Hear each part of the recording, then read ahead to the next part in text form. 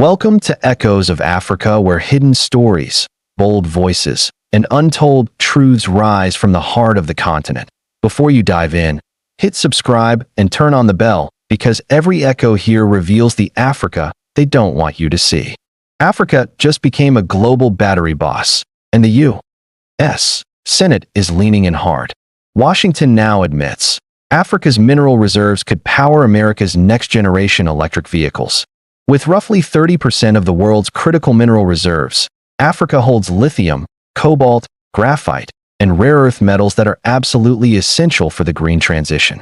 Senators like Ted Cruz and Cory Booker made it clear the U.S.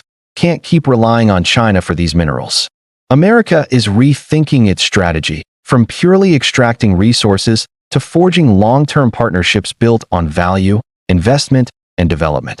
One of the most strategic moves in this realignment is the Lobito corridor, a massive infrastructure project linking mineral-rich zones in the DRC and Zambia to Angola's Atlantic coast. This isn't just about shipping ore, it's about building real infrastructure, creating jobs, cutting transport costs, and shifting economic power. The Lobito corridor is framed by U.S. policymakers as a game-changer. Not only will it speed up mineral exports to global markets, but it will also deepen regional integration. It's backed by a consortium including Trafigura, Mota-Engil, and Vecturis under a 30-year concession. United States Institute of Peace. In July 2025, the U.S. Senate held a hearing titled Critical Minerals: Finding Opportunities for U.S. Africa Partnerships. Top U.S. policymakers laid out a bold vision. Africa is no longer just a supplier. It's a strategic partner for clean energy, technology, and security. U.S. officials testified that Africa holds about 30% of proven critical mineral reserves, including lithium, cobalt, nickel, manganese, and rare earths, all of which are vital for batteries, EVs, and next-gen tech. United States Institute of Peace. That hearing also emphasized a major risk. America's dependence on China for refining critical minerals is a national security vulnerability. Senators and U.S. officials argued strongly for deeper U.S. Africa cooperation, not just in mining, but in refining and manufacturing these minerals on African soil. The Lobito corridor plays a central role in this. The U.S. sees it not just as a transport route, but as a geopolitical lever. By upgrading the railway and port infrastructure, the corridor could provide a non-Chinese aligned route to export copper and cobalt, minerals critical for the green transition. The White House. Investment in the corridor has broad backing. The African Finance Corporation is deeply involved, and Italy has committed $320 million to support it. Meanwhile, private sector players are also stepping up. The Lobito Atlantic Railway, LAR, consortium plans to invest hundreds of millions into rail and rolling stock across Angola, the DRC, and Zambia. But the project is not without challenges. A report from IRIS highlights 7 critical hurdles, including technical difficulties, political instability in Angola and the DRC, and a lack of institutional coordination. There are also fears that the corridor could simply become a megaproject for exporting minerals, without enough local value capture or benefit for the communities along its path. On the ground, local voices express mixed feelings.